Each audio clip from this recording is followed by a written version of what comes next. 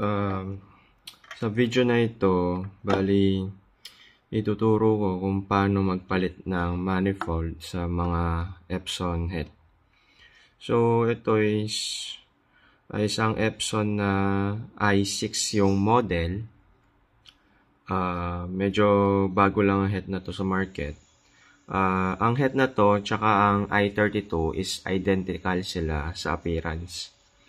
So, pag di mo tinignan yung ibaba, pag chinek mo lang yung taas, magkamukha sila. Nagdi-difference lang sila dito sa ilalim. Dahil itong si i6 is dalawa lang ang channel na dito, meaning 4 nozzle siya. Bali, dalawang bumubuga dito, dalawa dito. Unlike dito kay i32, kung ipapakita natin sa ano na to, meron siyang 4 slot dito.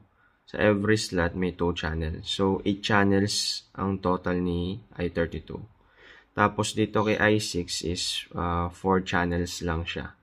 So, mas mabagal lang mag-print si i6 compare kay i32.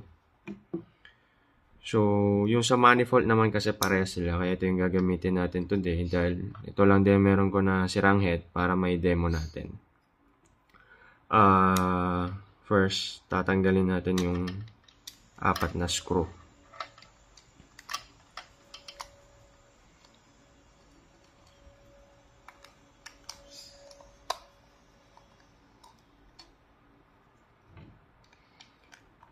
Usually kasi pag nagpapalit tayo ng manifold, madalas dyan yung sa may mga naka-DTF na white ink.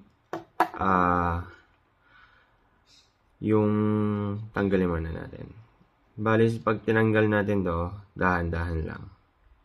Kasi may board dito, baka mabasa natin yung pag kinabit, magka-grounded. Basta make sure na walang tutulo na ink sa board dito.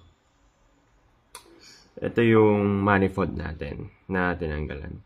Usually kasi pag DTF white, may mga parang powder substance kasi yung white na pumapasok sa mga pin na to. And then sa ilalim ng pin na to, may mga filter yan eh. May mga parang screen siya na maninipis yung butas. So, pag sa katagalan na gamit, pag marami na siyang na-accumulate na parang powder dito sa loob, nahihirapan ng magbuga. So, parang hindi nang smooth yung baba ng ink sa head.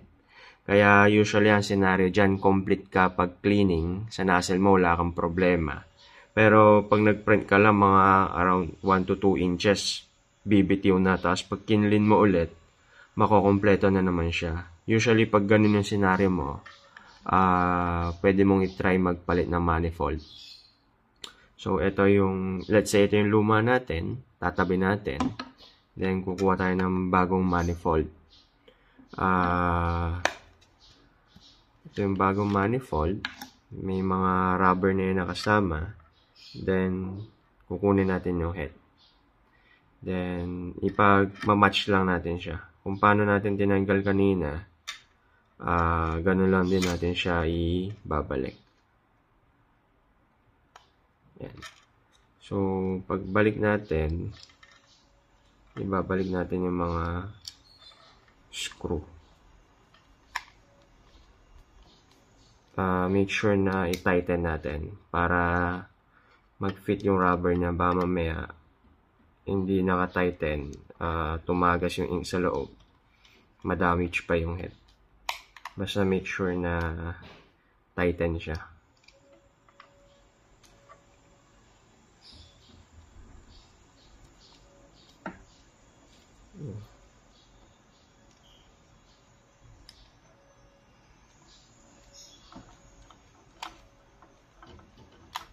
So, after ma-tighten yung 4 na screw, okay na to. Nakapagpalit na tayo ng manifold.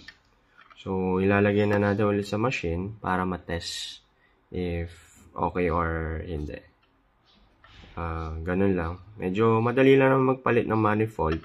Ang i-note lang is pag tinatanggal natin tong head, make sure dahan-dahan para hindi matuluan ng ink yung mismong board na sa loob. Hindi mag-cause ng grounding.